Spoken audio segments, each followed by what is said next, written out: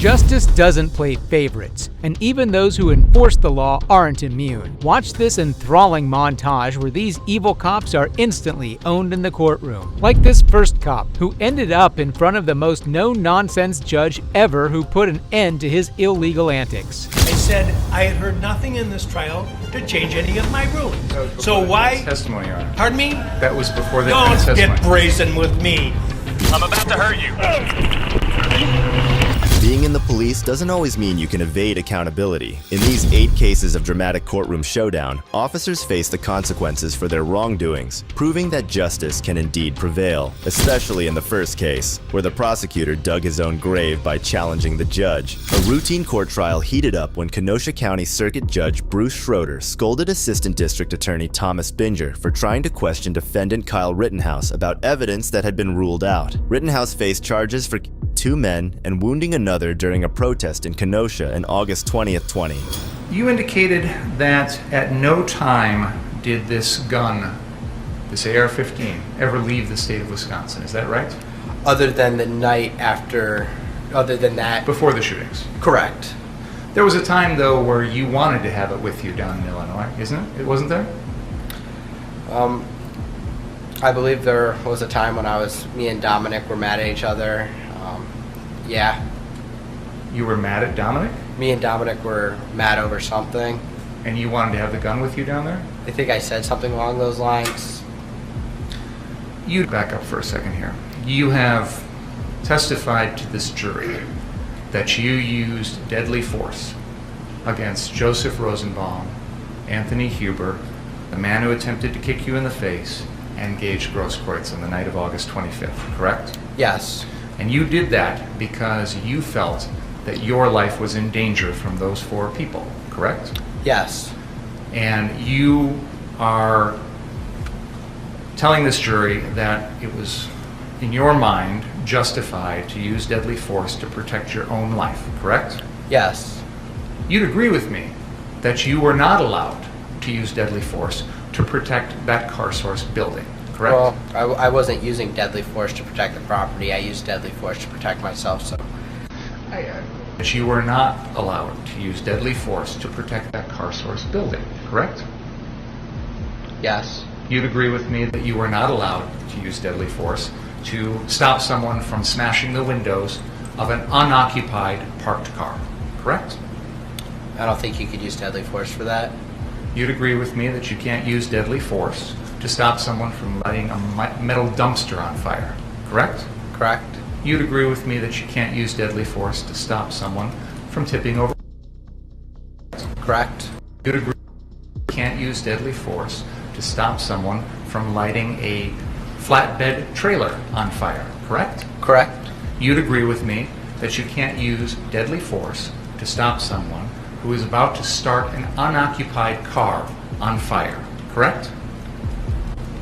Correct. It looked ridiculously stupid that the prosecutor brought up evidence that had already been ruled out. It was hard to believe Binger even went to law school after that blunder. Do you understand that there's a difference between using deadly force to protect yourself and using it to protect property, correct? Yes. And you'd agree with me that you're not allowed to use deadly force to protect property, correct? Yes. But yet you have previously indicated that you wished you had your AR-15 to protect someone's property, correct? I'm going to ask you to go into the library again for a moment, please. Please don't talk about the case.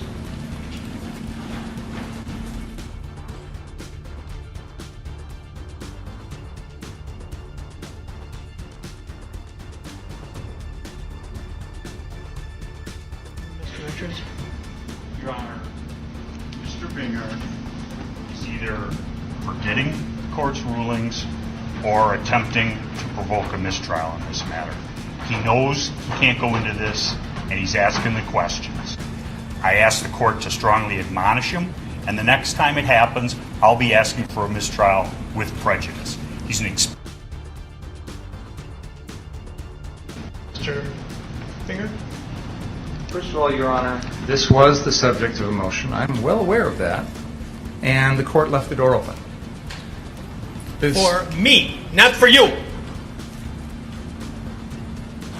My understanding of You should have come and asked for reconsideration. You did on the one motion, and in fact, I granted your motion for reconsideration. That was not our motion. Excuse me. That was their motion for reconsideration, which I denied. But I said I denied it, or I indicated a bias towards denial is what I did. Held it open with a bias towards denial. Why would you think that made it okay for you, without any advance notice, to bring this matter before the jury? I was astonished when you began your examination by commenting on the defendant's post-arrest silence. That's basic law. It's been basic law in this country for 40 years, 50 years. I have no idea why you would do something like that. And it gives, I'll leave it at that.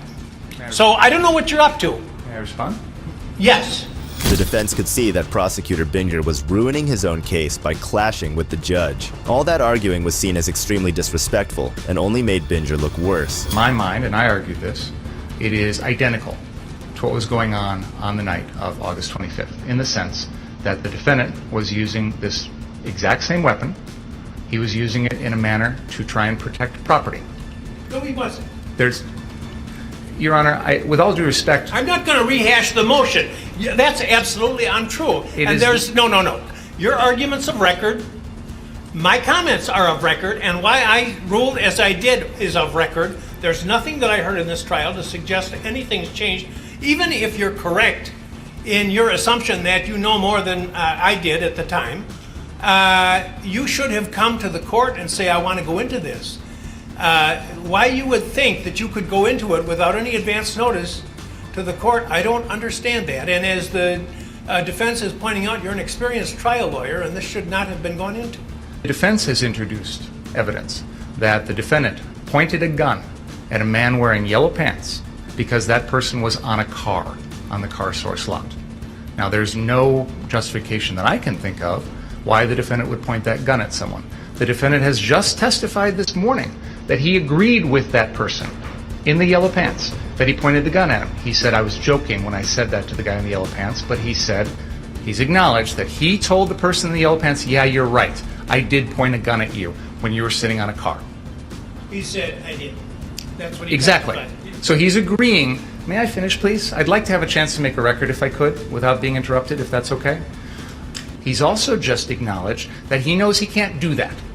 I am attempting to impeach him now with the prior August 10th incident, 15 days prior, involving the same gun, where he is threatening to use that gun to protect property. It goes... He had the gun with him. Your Honor, he is saying he wished he did so he could shoot people. You know, there's a lot of difference between commenting about something when you haven't got a gun and threatening someone when you do. You know, it's interesting, Your Honor, because the entire defense theory in this case is Joseph Rosenbaum, who was unarmed. I want you to tell me what the defense theory of the case is. May I respond to what you just said, Your Honor? I'd like to respond to what you just said. I apologize, Madam Court Reporter, but I'd like to try and make a record without anyone interrupting me, if that's okay.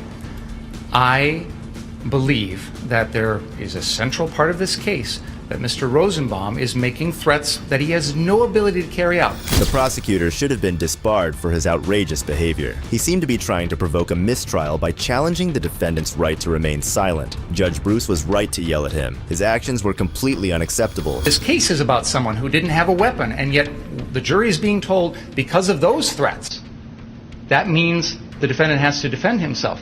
So, with all due respect, Your Honor, mere verbal threats have already been shown to this jury and used as a basis for someone's subsequent actions. I am attempting with the defendant to use his mere verbal threat on August 10th, 15 days prior, that he's going to shoot shoplifters with his AR-15 to impeach the defendant in a murder trial. I would ask the court's forbearance to do that. I apologize, Your Honor. You're right. I probably should have brought this to your attention earlier. I may have misunderstood your ruling because I made that more relevant. You would admit it, or at least consider it an admittance. And I continue to believe that his state of mind, his intent, his belief as to self-defense is the core of this case. That was the basis for my motion, You were strongly inclined against it. I understand that. But now we're in the middle of trial, and there's been a lot of evidence that's come in that I think makes this relevant. So I'm attempting to impeach the defendant on his beliefs. I believe I'm entitled to impeach the defendant on his beliefs and on his statements. I'm going to interrupt you now because you're talking about his beliefs. I think that's what they call... His statements do, Your Honor. Because he just said, can't use deadly force, can't threaten to use deadly force to protect property. So now I'm impeaching him on that. Before we started today, the court specifically stated in Mr. Binger's presence, there's been nothing to have me change any of my rulings. There have been numerous occasions during this trial where they've opened the door. The one time when they're going into Mr. Rosenbaum's prior, the reason he doesn't like guns, and I said something, I whispered in Mr. Krause's ear, it's because of the prior convictions. Please stop, and he did. He knows if you're going to go into something that's been excluded in a pretrial order, you better ask the court, you better get permission. This is ridiculous. It wasn't excluded, Your Honor. You know why it was excluded in the first place? Because it was propensity evidence. Binger struggled to prove Rittenhouse's guilt, but the judge remained professional and honest, upholding the principle of innocent until proven guilty. I said at the time that I made my ruling, and I'll repeat again now for you, I see no similarity between talking about wishing you had your AR gun, which you don't have, so that you could fire rounds at these thought to be shoplifters, and the incidents in these cases, which are not, there's nothing in your case that suggests the defendant was lying in wait to shoot at somebody or reflecting upon the shooting for a vast amount of time. Every one of the incidents involves matters that involve seconds in time. So I commented at the time, I don't see the similarity, and I don't see the similarity now. If it's not similar, that's the whole rule. Those are all the exceptions to 90404. Check the authorities. Wigmore and evidence. Judge Weinstein. Colonel McCormick. You have an incident where he's making comments about some alleged shoplifters versus crimes that involve instantaneous actions, whether premeditated murder or whether self-defense. That's for the jury to decide. But I don't see the similarity. I said it couldn't come in, and it isn't coming in. No matter what you think. With what Mr. Richards has said about the progress of the trial, and when you were I said you were over the line, close to or over the line on commenting on the defendant's pretrial silence, which is a well-known rule. I'm astonished that would have been an issue. So I don't want to have another issue as long as this case continues. Is that clear? It is. Thank you. Ask the jury to come back in, please. It was hilarious watching Schroeder repeatedly explain the laws and rules to the prosecutor, who still didn't get anything right. Binger made so many terrible mistakes during the hearing. Schroeder and Binger clashed repeatedly during the trial. Schroeder slammed Binger for violating Rittenhouse's right to remain silent and for bringing up evidence that had been ruled out. Binger later accused Schroeder of unfairness in handling evidence. Despite Binger's promise not to comment after the verdict, Rittenhouse was acquitted on all charges 3 days later. We often see cops afraid of being filmed. This next case shows exactly why. Do hereby find the defendant Michael Amot guilty of a misdemeanor of the first degree. In August 20th, 17, Officer Michael Amot faced charges for a brutal traffic stop where cell phone video showed him repeatedly punching Richard Hubbard after pulling him over. During the trial, Amot was convicted of assault, interfering with civil rights, but he was cleared of a second assault charge. You may be seated. Ladies and gentlemen of the jury, you've advised the bailiff that you've arrived at a verdict. Have you arrived at a verdict? Yes, sir. If you would, please pass it to the bailiff.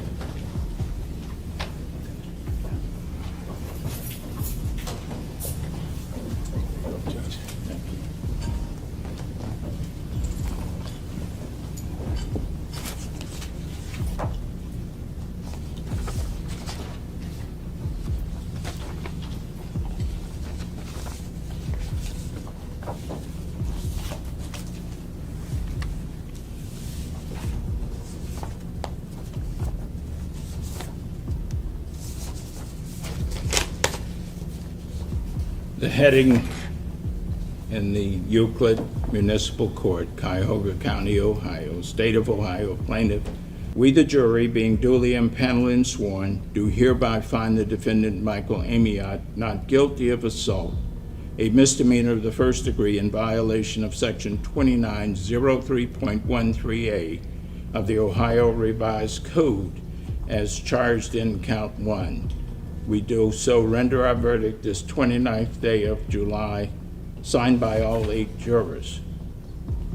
Verdict.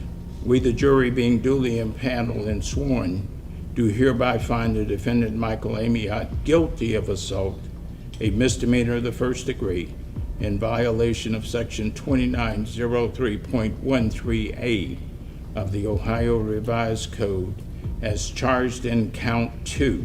Verdict. We, the jury, being duly impaneled and sworn, do hereby find the defendant Michael Amot guilty of interfering with civil rights, a misdemeanor of the first degree, in violation of Section 2921.45A of the Ohio Revised Code, as charged in Count 3. We do so render our verdict this 29th day of July, 2022. Signed by all 8 jurors. Ladies and gentlemen of the jury, are these your verdicts? Yes. On behalf of the state, do you wish the jury polled? No, Your Honor. On behalf of the defendant, do you wish the jury polled? Yes, Your Honor. Juror number 1, is this your verdict? Yes, it is, Your Honor. Are these your verdicts, I should say? Yes. Juror number 2, are these your verdicts? Yes. Juror number 3, are these your verdicts? Yes, Your Honor. It was a clear case of justice served. Being an authority didn't give anyone the right to ignore the law and act on their own whims. Anything further of the jury? Ladies and gentlemen of the jury, I want to thank you all for performing your civic duty. One of the things that I will say is that you've done your job. You came, you heard the evidence, you applied the law, you made a decision. The prosecutor had a job, the defense attorney had a job. Your job was not to prove anything or disprove anything. Your job was to determine what was presented to you, determine the facts, apply the law, render a verdict. You did that. You should leave feeling that you've done your job. No second guessing, you've done your job. If someone else didn't, that's not your job. You've done it. If you'd like to hang around a few minutes and talk with me, I will do that. If you do not, that's entirely understandable. Sometimes the lawyers would like to talk with you to determine how they came across to you. But again, that is your decision as to whether you wish to speak with them. With that, anything prior to discharging the jury? No, Your Honor. On behalf of the defendant, anything? No, Your Honor. Ladies and gentlemen of the jury, thank you very much. You're discharged at this time. If you want to wait in the jury room, I'll meet with you later. With that, you're discharged. All rise.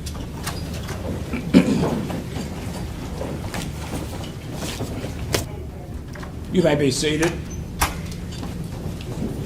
Based upon the verdicts rendered by the judge, the jury, the court at this time will enter on, with respect to count 1, a finding of not guilty, count 2 and count 3, the court will enter a finding of guilty. The court will set this matter out for sentencing, given the fact that under Ohio law, the victim has the right to make a statement or present anything he may wish to present to the court. The court will request the Cuyahoga County Common Pleas Court Probation Department to submit to the court any documents or any information that it wishes to submit with respect to pre-sentence investigation or what have you. The verdict was based on video evidence from citizens, proving why it's crucial to record police interactions. Cameras don't lie, and it's clear why cops are often afraid of being filmed. It's under the judge. The judge recused himself. It is better that we maintain the appearance of appropriateness in requesting that that be done by the Cuyahoga County Common Pleas Court. Anything else, the court will consult with the attorneys and the court administrator and set this matter over for sentencing at a date that's agreeable for everyone. Anything else on behalf of the state? No. Anything on behalf of the defendant? If there was a bond or no bond, it'll continue as stated. I want to thank everybody for their conduct. I know it got a little contentious at times.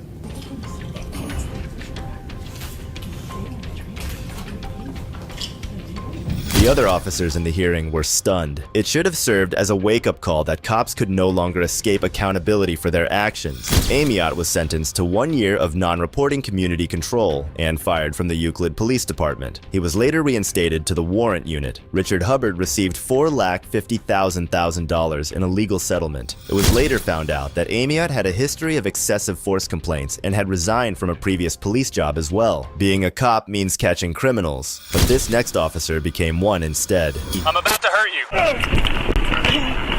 On October 27, 2018, Daniel Mckenzie, Mario Godoy, a 32-year-old suspect who had already been handcuffed and placed in the back of a police vehicle for trying to break into cars at a Roswell apartment complex. Mckenzie teased and punched the handcuffed suspect, admitting to the assault during the investigation. He resigned from the Roswell Police Department shortly after. Mckenzie was arrested on February 28, 2022, and later sentenced to 12 months in prison for battery and simple battery. He also received 5 years probation for aggravated assault, making a false statement, and 2 counts of violation of oath by a public officer. No one can escape justice, not even cops, as this next case proves. Kevin Perez committed a battery upon him, so he won't have to account for his own behavior. A jury of 3 men and 3 women found Miami Beach police officer Kevin Perez guilty of simple battery, a first-degree misdemeanor. This verdict came after State Attorney Catherine Fernandez-Rundle emphasized that the guilty verdict was a strong message against excessive force in arrests. Perez could face up to 1 year in jail, 12 months probation, and a $1,000 fine. Initially charged with third-degree felony battery, which could have led to up to 5 years in prison, the prosecutors couldn't meet the required standards for that charge. The charges stemmed from an arrest incident on July 26, 2021 at the Royal Palm Hotel, where Perez was accused of punching a tourist. Although Perez was found guilty, the judge granted him a new trial, with sentencing still pending. This case is about the beating of an unarmed, handcuffed black man, Delonta Crudup, by an overzealous police officer, Kevin Perez. Delonta Crudup has every incentive to say that Kevin Perez committed a battery upon him, so he won't have to account for his own behavior. It is very, very obvious what he has on his mind. And it's retaliation. Maintaining decorum in court is a cop's duty, but these next 2 did the exact opposite.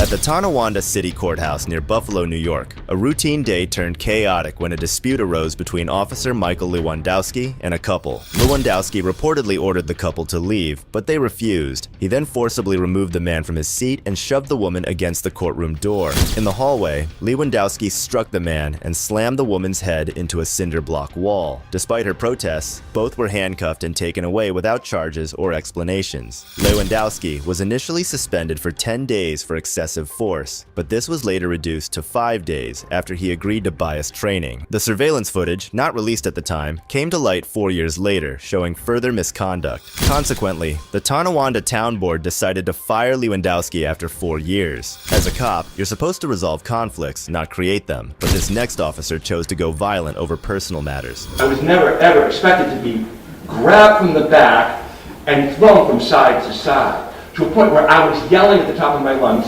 help, help. Former Miami police officer Lester Bonenblust, 51 years old, was sentenced to 45 days in jail, 3 years of probation, and 100 hours of community service for assaulting nurse James Nicholson at Jackson Memorial Hospital in May 2018. The altercation began when Bonenblust's niece was denied readmission after being discharged. Frustrated, Bonenblust arrived in uniform, and when Nicholson refused to discuss the patient, grabbed him and slammed him to the ground. Bonenblust accepted responsibility in court, but Nicholson stated the attack should never have happened, especially to a healthcare worker. I was never ever expected to be grabbed from the back and thrown from side to side, to a point where I was yelling at the top of my lungs, help, help. From catching murderers to trying to become one, this next cop took things to a whole new level. Spanning from 1998 to this year represents the worst that we can possibly expect from someone in our society.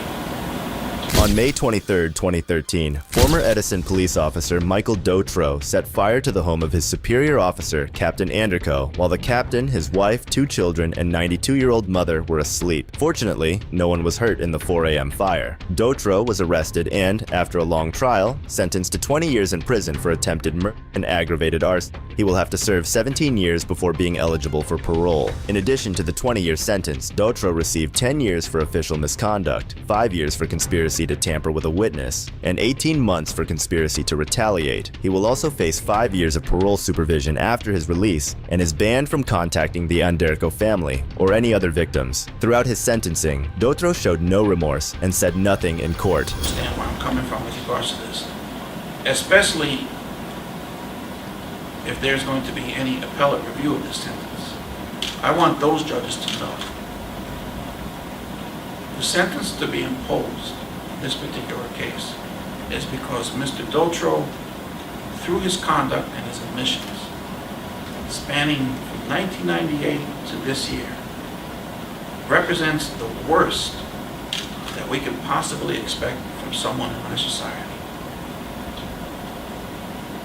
Yes, he's caused very specific damage to Captain Anderco and his family, to Ms. Zog, to Ms. Dotro, to his own parents, to his families, to his brothers.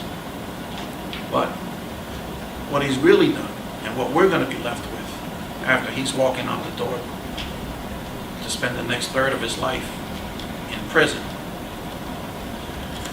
is allow people a basis to say that our system of justice has no integrity. How could it when we've allowed this particular individual like him, here in Middlesex County, here in Edison, to do the things that he's done? While these cops were delivered swift justice, these next ones were shown absolutely no mercy once they ended up in the courtroom. I don't give a damn. You and your Constitution, you can stick it. Yeah. You're not going anywhere until you fill out a form. Okay. I could stick the Constitution. Very American, Phil. Dirty cops do some of the most horrendous things, but sometimes they get caught and pay for it. In today's video, we bring you officers that surely deserve to be sent to the courtroom, especially in this first one where an auditor humiliates the officers. On June 9th, 2021, Sean Paul Reyes from the Long Island Audits posted a video of him visiting the Danbury, Connecticut Public Library. While there, a few corrupt cops showed up and did something terrible that led to a judge exploding in court. How's it going, sir? Hey, how you doing, officers? Not bad. Can I get your names and badge numbers? Sure, can I have your ID, please? No, you can't. Excuse me? Have you not heard that before? I've heard it plenty of times. It's just, I'm surprised because, well, my name and my badge number is right here. Uh-huh. Okay, you see it? Tibbetts? Yep, 640. The pen is blocking the number. Oh. 640? Yep. And Dennis, 647. So I was told that you were asked to leave. Okay, so would you like to know? Is that correct? Would you like to know what I'm doing here, sir? Were you asked to leave? Sir, would you like to know what I'm doing here? I'd like to answer my question. Sir, this is a public library. I see where this is going. I want you to answer my question. I see where this is going. Were you asked to leave? I see where this is going. Security asked you to leave, and the employees asked you to leave, sir? No. Were you I was not. Would you like him to leave, sir? I didn't know that. It goes the Constitution, law, then policies. Okay. No idea. Okay. And I have a constitutional right to be filming here. So. Okay. Great. So I'm just letting you know. Well, I'm letting you know because you don't know the Constitution, obviously. No, obviously I don't. No, you took an oath to it, though, Tibbetts. Jeez. Dude, why you gotta be such a You tyrant? gotta be such a tyrant. See what I'm doing there? Acting like a child? Yeah, so we're Acting like a child. we have a supervisor coming out here to appease your request. Yeah, great. Right, we're not friends. You're my servant, right? Oh. You're my public servant. That's right. You're here to protect and serve me. Sure am. And I'm also here to protect and serve them too. So I don't need just wanna make protection. sure- I don't need protection. So that's Excuse me, I just so wanna that make sure means you're going to be okay and Bec- people are going to be okay. because I don't need protection. That only leaves one more thing. You're here to serve me. As you'll soon see, the whole department was corrupt. All of them were hell-bent on snatching Sean's rights. But things didn't stop there. Listen, I don't. Do you know what that law is? 'Cause Why knew all don't the you other tell? laws. Why don't you tell me? It's interfering with the duties of a police officer. We now have to find out who you are. So you know what I'm You're gonna do? saying no. Listen, you guys obviously don't know what you're talking about. But what I'm gonna do is, if you lawfully, you just lawfully detained me, I don't break the law. So You just asked for a supervisor. No, but it doesn't. You just detained me. This is an illegal detainment, and It's it not started. because I need to find out who you are now. Okay, lower your voice. We're in the library. I'm just saying. Okay, just calm down. Use your de-escalation, man. Come on, what are you doing? Just listen. De-escalation what? You're now just... Dude, it's I'm not tell- going to end well with you. I'll I'm be te- honest with you. I'm We're te- just not going to walk away and you walk out of there and put all your stuff on your box. You're not doing it. Okay. I'm just letting you know. Okay, so I'm detained though. Yes, you are. Okay. Do you know that a threat of arrest, like say if you threaten to arrest me and then to give your ID and then I give it to you, that is criminal because you it's not threatened to criminal. arrest me. I'm just letting you know. I'm just letting you know right now. Okay. That if we don't get it, we're going to have to arrest I'm gonna let you know. I'm gonna let you know that to get my ID, you need reasonable, articulable suspicion that I've committed what it is. a crime. You have. What crime have I committed? If you're not going to give me your ID, you're interfering with the duties of a police officer. I'm trying. I would love for you to do that. I would love. Hey, Sergeant, how you doing? Good. Nice to meet you, sir. Hey, according to our- I just say Sergeant Dickinson? Yes. All right, thank you, sir. Okay, so they would like you to leave? Okay. At this point? Sergeant, you if I want- Hey, how about you so let the sergeant speak? okay, Do you how want- about you mind your business? Are you gonna leave? Hold on. Are you gonna leave, yes or no? If I don't leave, will I be arrested? Yes, you're trespassing. Okay, I'm gonna leave then, because you're under threat of arrest. That's I'm correct, yes. under threat of arrest. I'm going to leave. And no, you do not. Hold on. Well, don't touch me. We need to get- Don't touch. No, you We don't. have to- No, you don't. We have to I have identify not you. committed a crime. Yes, you have. Yes, you No, have. I haven't. Listen, man, You're don't. gonna go. You're touching me, They asked you to leave. They asked you to leave. and I'm you leaving refused to under leave. threat of arrest. Okay, you're refusing to provide identification to us. We need to Because I identify haven't you committed a because if you come crime. back here because they don't want you coming back here. Sergeant, I haven't committed Sergeant, I haven't committed a crime. Unless I've committed a crime, I don't have to show you ID, sir. Wow, the most unprofessional police force I've ever seen. That sergeant had no control over his subordinates. At least he could have asked them to be polite, but he did the exact opposite. Tell you not to go anywhere, you don't go nowhere. You Don't understand? don't touch me. Don't touch me. Do you understand that though? I'm telling. Do you understand that I telling told you. you not to touch me? Do you understand don't that? Touch me. You don't leave until we say so. Don't touch me. Nobody's scared of you, Tibbets. No one's supposed to be scared of me. I'm talking over you because you keep yapping. Okay. You're not listening. You're here to sit Okay. here and preach about everything. You know the law. I do. You don't even know what simple trespass I is. do.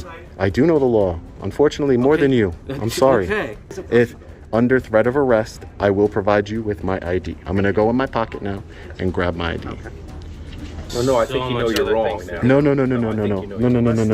I don't know I'm wrong. I don't know I'm wrong. Don't know I'm wrong. You're wrong. And you're getting a complaint on you. And unfortunately, even though you've been reasonable, you still violated my rights here today, sir. And I'll be planning a complaint on you. Everybody's getting a complaint, and I will be filing a lawsuit with the city because everybody's getting a complaint. You're a real bozo. You're a real man. You're a real bozo. You're a bozo? You're a real bozo. That's mean, sir. That hurts my feelings. You guys are both bozos and tyrants. You know that? I got freedom. You're gonna limit my speech. You're gonna limit my speech now. Handle this on business, man. Okay. They're not acting professional at all. Get a real job, said the man who didn't even know the basics of his own job. His childlike behavior came out even more once they were outside the library. Watch yourself, dude. If you didn't have that badge and you touched me, if you didn't have that badge and you touched me, What is that? What are you trying to say? don't touch me. What are you trying to say? Because if you What are didn't you trying have, to say you here? touched me. What are you trying to say? I'm trying to leave. You're trying to Just leave. go. when I told Just you- go. I'm trying to leave. Just go because it's not good for you. It's not good for me. It's not good for you. Get lost. I'm going. Go. I'm going. Bye. I'm going. Yeah, I'm going. because you lose your temper, I'm you going. start threatening officers. I'm not threatening. You're a douchebag. Just go. You're a I'm a douchebag. Yup. Is that against the law? I'm going. I'm going off the property right now. This is what I For do. a living? I stand up for my rights. Yep. No. Mhm. This is what you do for a living? You'll see. Why do you come to I Connecticut promise. if I you're from promise. New York? Because you guys act like tyrants here. This is in New York. I can go into any public library, and they might call the cops. But guess what? The cops know their job over there, and they're gonna leave. They've done it plenty of times because they're not stupid. They don't want to open themselves up to a lawsuit. So they would like you to leave, and that's what we did. No, but the law protects me to do what I do. You understand? No. It's a constitutionally protected Put that activity. on your YouTube feed because It's you're constitutionally protected activity. If I went in there and I was acting like an asshole, you're wrong. Don't touch me. Don't touch me. Don't touch me. Hey, I want to file a complaint against him, Sergeant. Right, thanks, He just Sergeant. grabbed my arm. Sergeant, he just grabbed my arm. I want to file a complaint. Sergeant. After the officers walked away from Sean, they had some pretty rough things to say about him. I know. He's a one. I'm telling you right now. 5 years ago with this, he would have been on the ground. Absolutely. 10, 15, 20 years ago, that motherfucker dead. His teeth would be missing. I don't. After this, Sean began filing complaints and even protesting in Danbury City, which only made things worse for him. You have to fill out a form. You can roll the camera, like in the hallways and but you can't go into a department. I know exactly the rules on filming. Yeah, all right, but I'm saying, and you can't disrupt. Right now. That's why I educated you and the officers last time. They're supposed to give me the forms as we speak. So you can just wait here. Just wait 1 second. Your mayor didn't show me respect. Wait down here. I'm not waiting You're not going upstairs. You're going to wait down here. Don't touch me. You show me some respect. Listen. You wait don't touch down me. here. Hey, don't touch me. I'm just walking in a public building. You're a pan. Okay, great. No, by walking. I don't want you to go upstairs. I have to call upstairs first. I have to get call out of my way. First. I'm not going to get out of your way. Get out of my way. I'm asking you to get out of my way. Get outside. Get out of my way. Get outside. You're not coming down. Do me a favor. Go to engineering. Go around the corner and get somebody. You're not going upstairs. You have to fill out a form first. I don't need to fill out a form. You're going to fill out a form. No, I'm not. You're not going upstairs, brother. Don't touch me, man. What do you mean? Is that a threat? Is that a threat? Go upstairs to the third floor. Janusa, Phil, relax. Get probably Dean or get Dean. Okay, second floor. Tell him I need those forms too. You know you're breaking the law by preventing me from movement, right?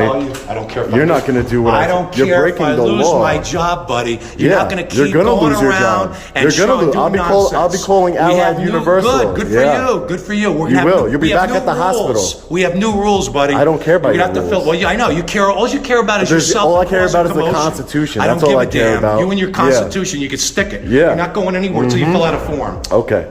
I could stick the Constitution. Very American, Phil. Just imagine that this was their security guard, and even he was corrupted. Just wait till you see what the officers did. Your city breaks the law. What Phil has to do with anybody. Phil's going to jail. Phil's going to jail. We're just trying. You'll see. We're just trying to explain to you what our reasonable policies are. Now we know what they are. So go ahead, walk around the hall. Great. Okay, but make sure the rule is that. Hey, I don't need you to listen. I don't need you to tell me what to do. Okay, so you understand. I don't need you to tell me what to do. Okay. Just want to make it clear because it's a recent development because of the First Amendment and freedom of press is a recent development for you guys. Come on. As Sean tried to raise his voice against the tyrant guard, the whole department stood up against him, and eventually he had to face the inevitable. What's going on? Nothing. You were just at the PD? Yeah, I was at the PD. Okay. Were you here earlier recording? Yeah, I was here earlier recording. And then you went to the PD? Uh-huh. And now you're here? Yeah, I'm here because I wasn't allowed upstairs. Okay. So I had to go to PD to file a criminal complaint against this gentleman for assaulting me. Okay. So that's why I went to the PD to write a statement. I'm here again because I'm a journalist working on a story. I'm capturing things that are important. That's all. Okay. Did you record over the counter like they said? What they're saying, officer, is that I can't even enter into the town hall office and record in the office. Because if I do, they're saying that that is somehow against the law. Okay. But as I'm sure you're aware, I'm not putting my phone behind a camera. I'm not in a restricted area. The security guard who assaulted me earlier, got in front of me, said, "You can't record in here, you can't record in here." I was like, "Yes, I can record in here." He's saying that I can't record in the office, in the town hall office. Right, That's I not understand. true. Excuse me, sir, what's your name? How can somebody come to record? Do me, you guys. No, turn around. Put your hands behind your back. Put your hands behind your back. You look like Sutter. You must be his. No, I'm not. Put your hands behind your back. Thank you. Good. Yeah, I'm just gonna put that in your pocket. All right. Go. You were told not to go film in the offices. You film in the offices. Okay. Just gonna make sure you don't have anything on There you go. You got the body camera on? Yes, I do. I don't see the red light. Yes, it is. See? Okay. There you go. Come on. We got it. Buddy. You? No, I'm not buddies with anybody. Tyrants. You guys just keep on making it worse for yourselves. Over the counter, what you I did? wasn't filming over the counter. I was filming in the office, which the video approved. That's fine. And they said just not want to. Staircase. It's not working. Okay, perfect. Oh, there we go. We'll use the staircase. Yeah, that's fine. You commit the crime today, and I go away in cuffs. Isn't that justice? You committed the crime today, buddy, and I'm in cuffs. The difference is, when you're arrested later, it's going to be a lawful arrest. This is what's called an unlawful arrest. Not only did the officer unlawfully arrest Sean, but they also seized his phone. After this incident, Officer Lacabellis was seen helping Phil, the security guard, write a report to prevent his arrest. In the body cam footage, he could be seen repeatedly telling Phil that it was his statement, all the while helping him write it. So I would start this by saying, I am a security guard for Allied Universal Security Services, and I work at Danbury City Hall, 155 Deer Hill Ave, Danbury, Connecticut. Right? You introduce yourself and what happened. You don't have to go into crazy detail of the past with this guy, this and that. Whatever's pertinent. This is just what's pertinent to the case. A man who I know from prior experience as whatever you know him as, right? Came into the facility, was video recording. He wanted to go upstairs. I tried to stop him. He got in my face. He tried to move past me, and I believed I was doing the right thing by physically stopping him from going up the stairs at City Hall, going further into the building. You follow my drift? Yes. This is your letter to the court, so make it good. Okay? I can't write it for you. You have to. This is your words, who you are, what happened, why you did what you did. You need to articulate why you used physical force in that. No matter how minor, whether it's just, a push or a light, I'm not going to do it to you, because then I'm not going to use physical force on you. But he gets in my, I didn't go up there. He kept getting in my face. He was agitated. Yeah, say that. Yeah. And now be mindful that there is a video of the entire thing. Yeah. X and Y. That someone is not allowed in City Hall filming unless they fill out a form. The forms were not provided to me as of yet. Well, right? And then, no, you got to do it yourself. I'm not, this is, I have enough writing of my own to do. This is your statement. Yeah. And, you need to articulate here what's going on. You touched on it before, but you didn't finish it. Yeah. You have to say you're supposed to do this, that, and the third. He refused all that, proceeded around me, and went to go up the stairs. So I simply tried to stop him from going up the stairs so that he could fill out the appropriate forms. Now, all that is well and good until you start to use force against somebody. They told me. This isn't someone wiling out at the hospital. You know what I mean? This is a completely different arena we're in here. After this, things got better for Sean Reyes. All the charges against him were dropped, and his phone was returned too. Eventually, things reached the court, where a judge saw the full footage of Sergeant Lacabellis doing what he did and got pretty mad. Mr. Reyes, in so many words, I don't need this. I'm up for a promotion. I wouldn't say in so many words, but along those lines, yes. Okay. And what about your involvement in this incident? Were you concerned about pertaining to a promotion? Well, I'll tell you exactly. After I had watched the library incident, I had seen on his channel that nearly every single one of those videos cast the police in a negative light. So I was fearful that regardless of what I did that day, right or wrong, the same would be done to me. That's exactly what happened. Right. That didn't happen to you, right? Oh, no, it did. It did? Yep. Okay. The videos involving, I think it's Tippets and other And the statement that if he'd done something 20 years ago, he would have been dead in the back of some Objection is what? Yes, I did not. Objection. Yes. Hearsay outside scope of arrest. Sustain. Keep going. Okay. The incident at the library, were you familiar with what happened there? Objection. Same all three grounds. Keep out of that objection. There's been some discussion in the trial thus far about the incident at the library and massive question. And that involved Danbury police officers, right? The incident, I'm sorry. At the library, sir? Yes, it did. And you're familiar with the library incident, right? Yes. And are you familiar that Mr. Reyes made a complaint about Danbury police officers in that case? Objection. Relevance. I want to allow it as... At the time of this... Okay, here's how it's going to work. He's going to ask a question. Okay. He may object. I will rule the objection. You don't answer until I rule the objection. Got it. Just use your friend. As you can see, the sergeant's attorney was in no mood to let the conversation proceed without objection, but the judge shut him up. In terms of the conduct that occurred in the stairwell, your words to Mr. Reyes was, hey, I don't agree with what he did. Yeah. Correct? Correct. Phil was wrong. I don't agree with relevance. Did you say that? No, objection, relevance. So that's sustained. That's not relevant. And I think the line of questioning, the warrant, Mr. Reyes, was for fatality. It wasn't just for the incident in the stairwell, right? You're juxtaposing his conduct in the stairwell with Mr. Janusz's conduct in the stairwell. That's what you're doing? Well, something like that, but I know that we're here for this particular instance about the trespass and trying to focus on 7/15/21 in total. Correct. Okay.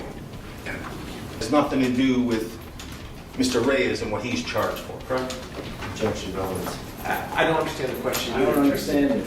I'm sorry. I'm trying So the question is, the objection is sustained. Anything you do, anything he does, is not relevant to that investigation that day. Be more specific. Did any investigation that you undertook With regard to after July Mr. Reyes? 15th pertaining to Mr. Reyes, Okay. was there any such investigation? Any investigation that I partook Correct. after July 15th. Correct. Well, so I'll just give a little diatribe.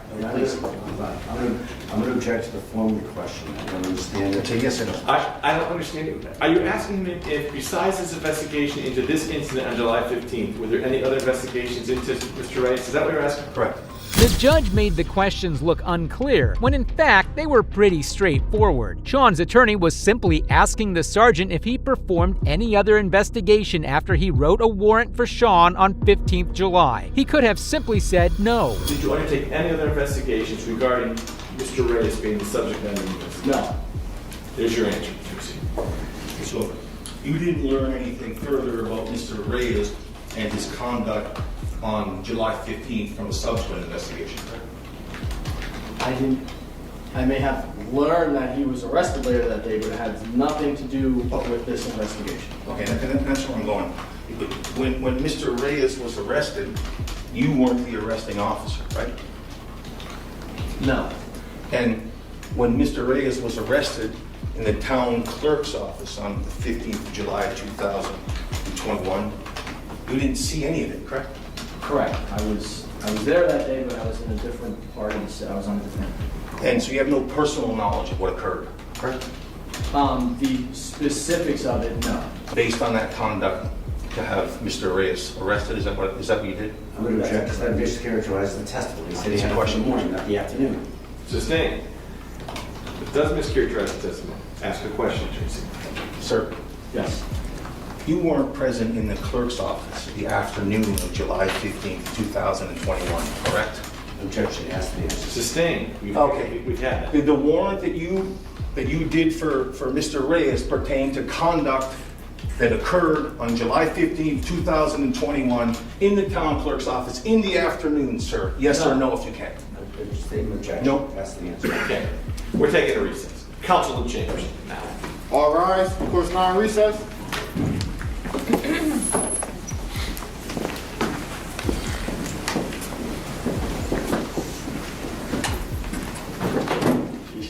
This judge appears to be doing everything possible to hand a victory to the city of Danbury. Is there a reason you told Mr. Reyes not to go back to City Hall? I think it's on the video. Why did you tell him that? Not to go back to City Hall? Just because I thought it Objection, Your Honor. This goes beyond the scope of my cross-examination. I didn't delve into this officer telling anybody to go back to City Hall. It goes beyond the scope of my cross-examination.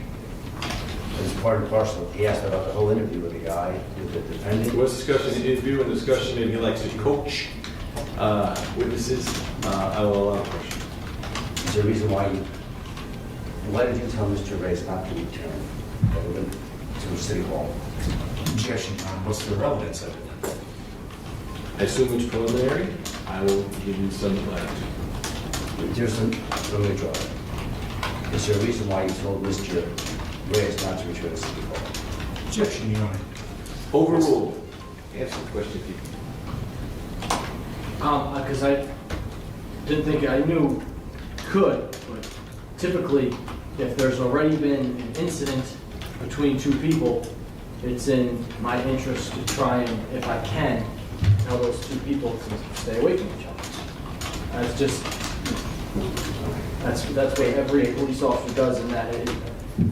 I've told people in similar cases in domestics, look, you can stay here, but it's not a good idea if you do stay here.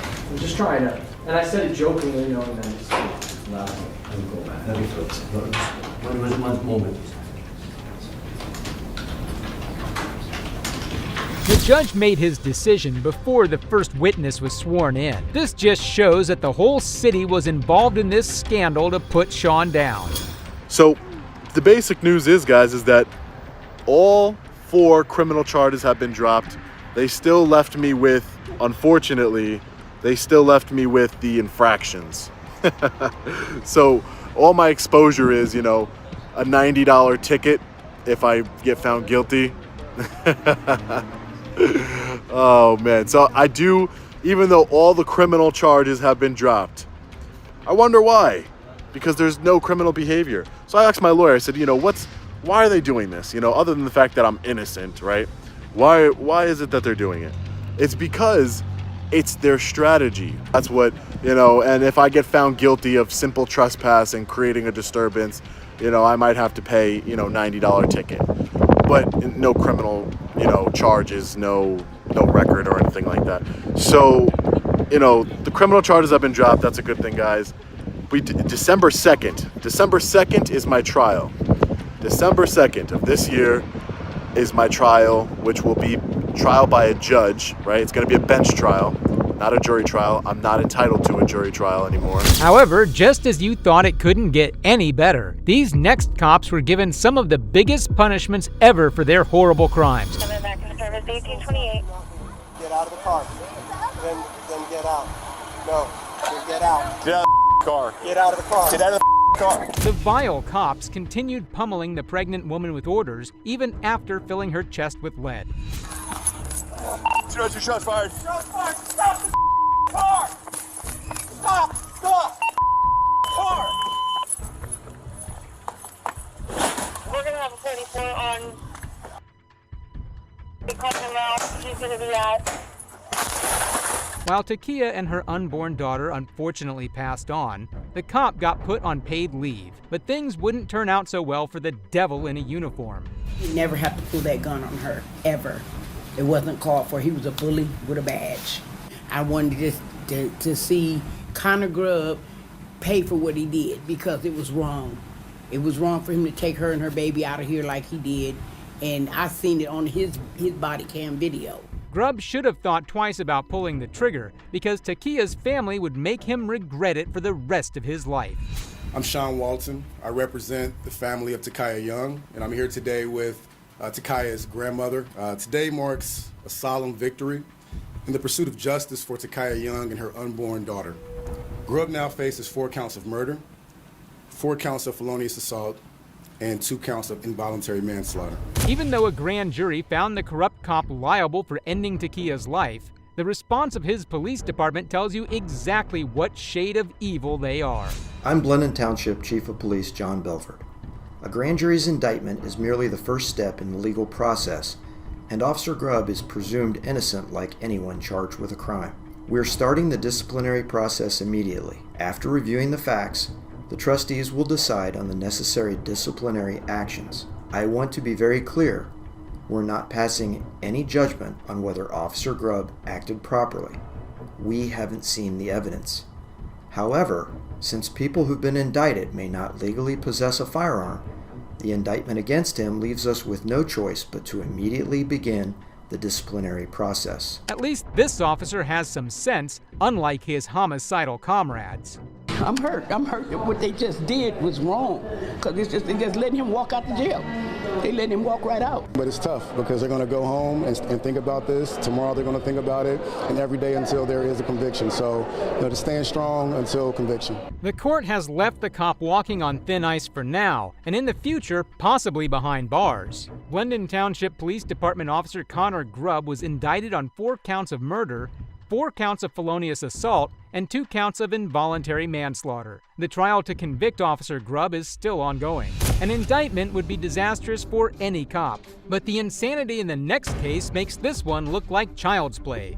On 6th of September 2018, an off-duty officer in Dallas named Amber Guyger walked into her neighbor Botham Jean's apartment and did something outright horrifying. Dallas 911, this is Carla. Where's your emergency? Hi, this is an off-duty officer. I need EMS. I think you're with Dallas PD, right? Yes. What's going on? I'm an off-duty officer. I thought it was in my apartment, and I shot a guy thinking it was my apartment. You shot someone?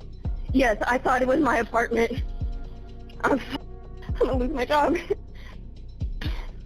I thought it was my apartment, and I shot a guy thinking it was my apartment. You shot someone? Yes, I thought it was my apartment. The operator was stunned, but this awful cop couldn't stop digging a deeper hole for herself with her horrible excuses.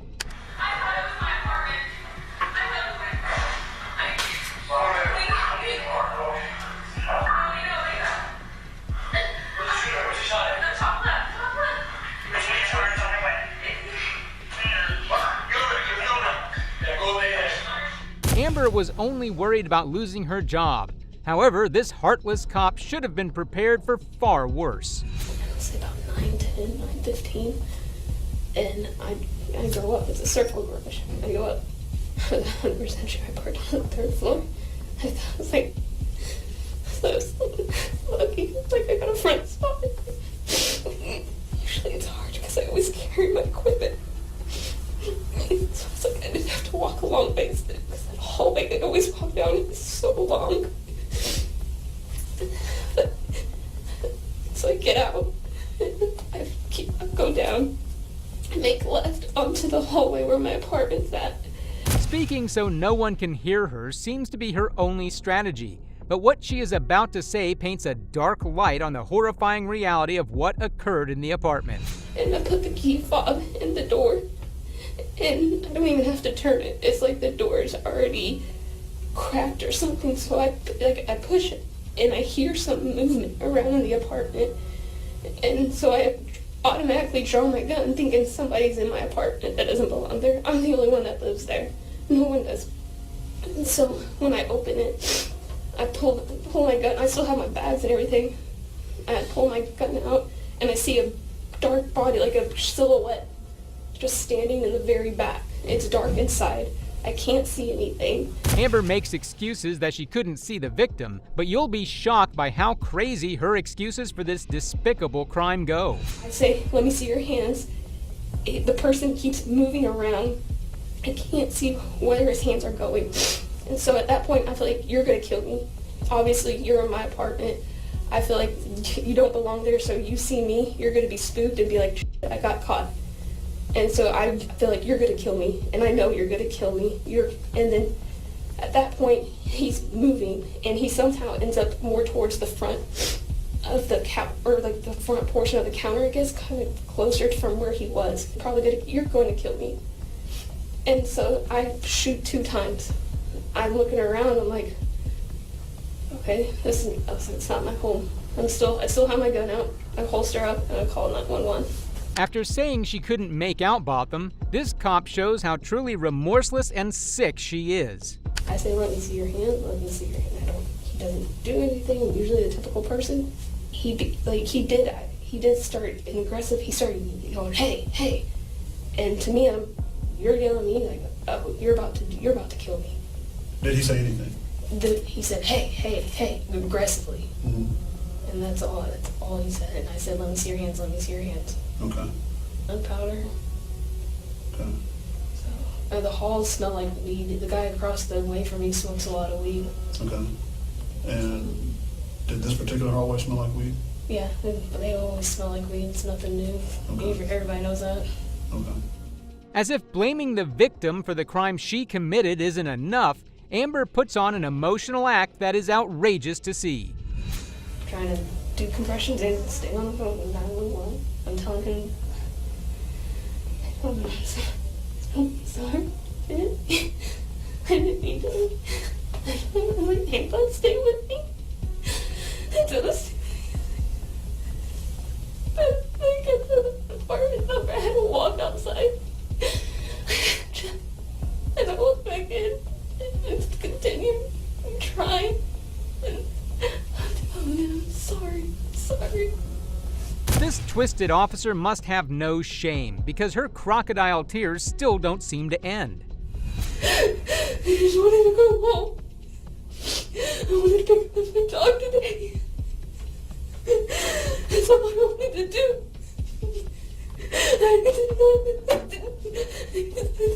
There was somebody in my apartment. My dog was. I told him I'm sorry. No, I'm sorry. I was trying to stay calm to the operator. He was gonna kill me. As if fake crying wasn't bad enough, what we learn about her in the courtroom is beyond shameful. As you inserted the key, or started to insert the key into the lock, did you see anything wrong with the door? I saw it was cracked open. Okay, keep your voice up. It was cracked open. Did you see anything else or notice anything else at that point in time? I heard moving around inside my apartment. What type of moving around? Loud shuffling, someone walking. How is it possible that Guyger could have made such a massive mistake like this? The horrible truth regarding the incident would soon be revealed. What do you do normally? When I come home, I just put the key into the keyhole, and then I turn it to the left, and then I unlock or use the door handle and turn it down and push open the door. And at the same time, I'm hearing this moving around. But me putting the key fob into the lock is pushing the door open. And everything's happening all at once. There is no possible excuse for shooting an unarmed man in his own home, but Guyger's gross justifications will shock you. Tell the jury what you felt inside and what you felt in your brain when you saw those three things happen. I was scared to death. How quickly did that happen? Less than 2 seconds. It was quick. Okay. Why were you scared? I compare it to being into a car wreck. Right before you hit that car, you literally just, everything freezes up inside your body. I wonder if Guyger's dramatic fear at that moment could compare to Jean's when he faced Guyger, as she described exactly what she did next. As the door opened, did you see anything in your apartment? Yes, I did.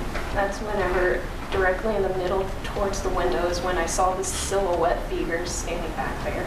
I pulled my gun out and I yelled at him. It's like, let me see your hands, let me see your hands.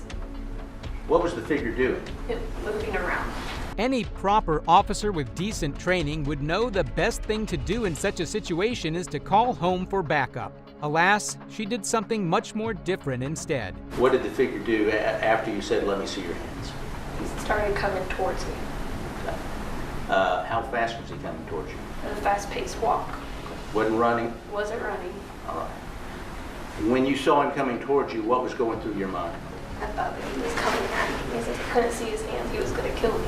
Did you hear anything as he was walking towards you? There was a loud yell. He was yelling, hey, hey, hey. Guyger did her best to make herself seem sympathetic during this retelling, but the next demonstration made all her attempts useless. Do you know the length of your apartment from the front door to that back where the figure was is how far? 30 feet. Okay.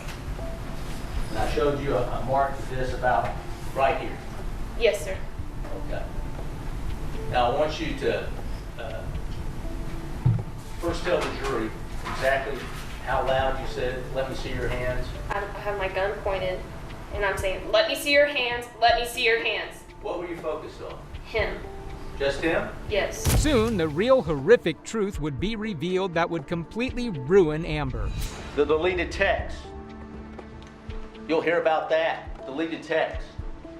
Martin Rivera, yeah, I deleted text. Well, we all know why Martin Rivera deleted text. He's a married man. He had an affair. He was sending sexually explicit text messages and photos with Amber Guyger. He doesn't want his wife to find that out. Amber Guyger always deleted his messages.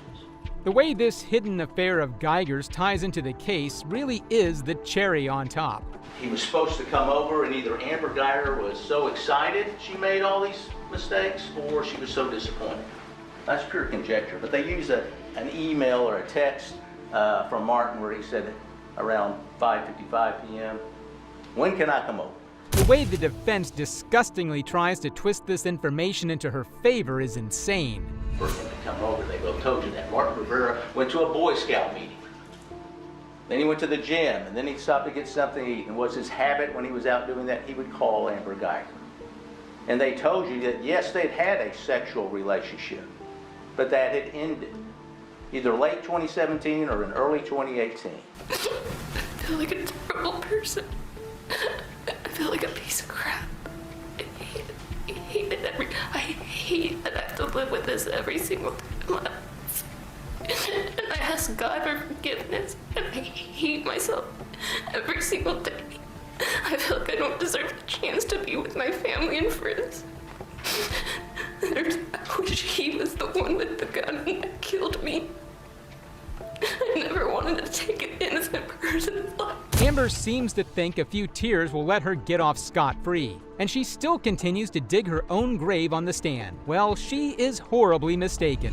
Why couldn't you have given him full, undivided, and proper attention? I was still on the phone with... You can put the phone on speakerphone, ma'am. I had so much stuff racing through my head. Did you properly perform CPR on Mr. John? No, I did not. As if Amber hasn't made enough of a clown show, the memories her victim's mother shares of her son will certainly make you hate her more. Do you swear or affirm that the testimony you will give will be the truth, the whole truth, and nothing but the truth, so help you God? I affirm. Thank you. Please make yourself comfortable. John, do you recall when this photo was taken? Yes, this photo was taken when both of them was vying for president of the school council at the Harding University. We're going to come back and talk a little bit about that, okay? And States Exhibit 326. Who was that? Yeah, that's both of them. It was at my retirement. The true story of Botham's heroics start here, but they certainly won't end quickly. Do you recall this photo? Yes. If the lady is, again, one of the people that both of them reached out to in the community. Both of them found out that this lady's birthday was on the same date with mine. That was March 11th. So he went to visit her with his friends, and he just went to sing with her and just made her happy. There's another photo, that has a cake. So he brought her a cake, and he just stayed the afternoon just singing with the group. Every word paints the life Amber took away even more precious. But the story of Botham's heroics don't stop there. He just walked around the community and he just reached out to the people who he thought needed help. So he cleaned her backyard, and then they just sat there and he just sang with her. Ms. John, did your son have a passion for helping others? That's right. This is actually a blind man and another person that he went to visit. And what he's doing there is singing to him. Such a gem of a person that Guyger snatched life from. What she did was unforgivable. But the family will surprise you in just a little while. That Botham was no longer with us. Do you recall where you were?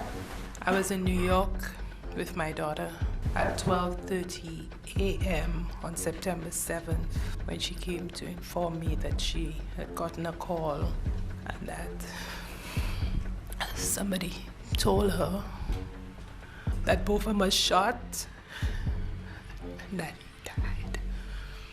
Botham's stories only get more and more heartbreaking from here. The testimony you will give will be the truth, the whole truth, and nothing but the truth, so help you God. Yes, sir. Are two really, really good friends of both of ours. And they asked him, they wanted him to be a part of their wedding, and they asked him to be the officiant. You and both of them, I guess, kind of always bounce off his problems with you or your problems with him? Always. Yep. He would call me after work if it was a tough day or even if it was a good day, and I was the same. When I lived in Dallas, I had a hard time figuring out what I wanted to do with my career and what I wanted to be. Botham was always there, encouraging. Up next, some more fragments of truth regarding the ghastly case. Hear from Karen McCoy, which was Joshua's mother, who lives out of the state, and she suspected foul play.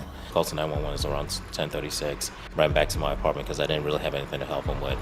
Got some items to help stop the bleeding. He was a more important witness than folks understood. Whether or not he was so important that somebody would want to take him out because he testified in this case, I can't say right now. Just stay tuned. In this next clip is probably the most satisfying part of the case. We, the jury, find unanimously that the defendant did not cause the death of Botham John while under the immediate influence of sudden passion arising from an adequate cause, and assess the defendant's punishment at 10 years imprisonment in the Texas Department of Criminal Justice.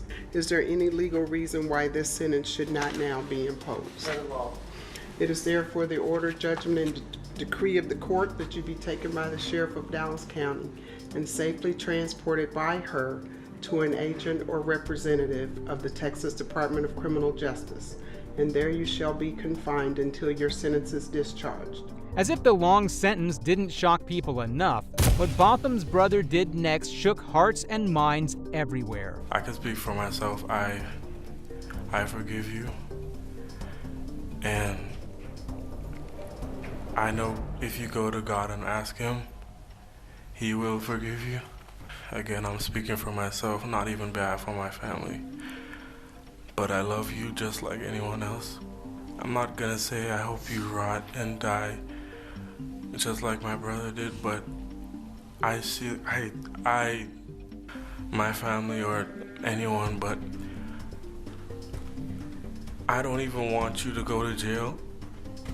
It seems Botham's kindness lives on in his brother, but he takes forgiveness to a whole nother level with what he is about to do. Can I give her a hug, please? Please?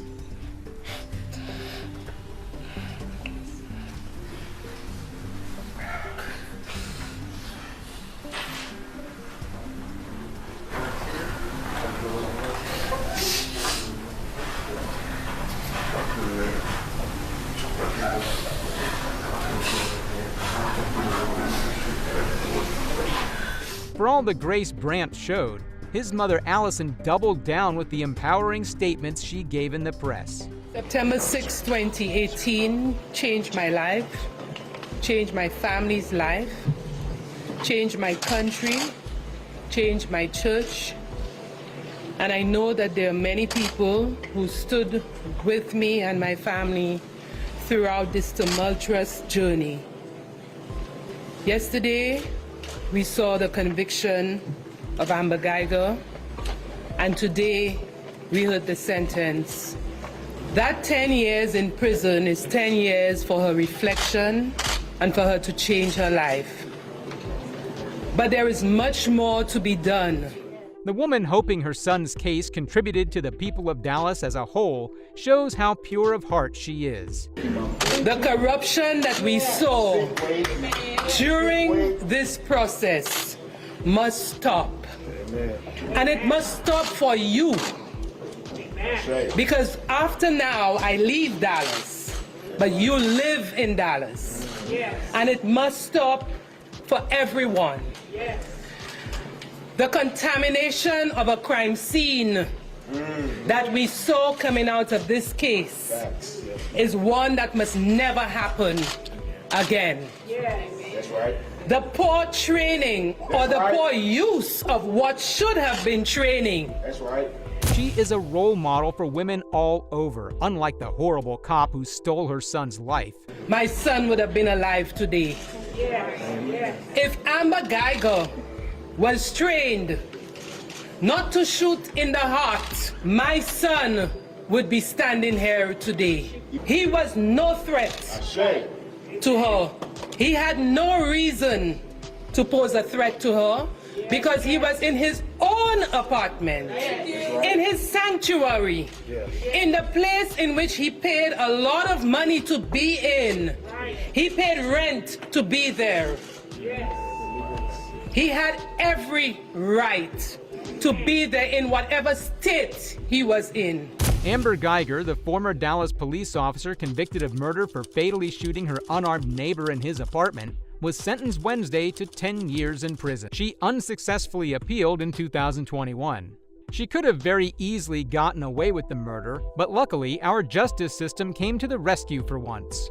If you enjoyed this video, consider leaving a like and comment below your thoughts. I bet these cops thought they could get away with such huge crimes.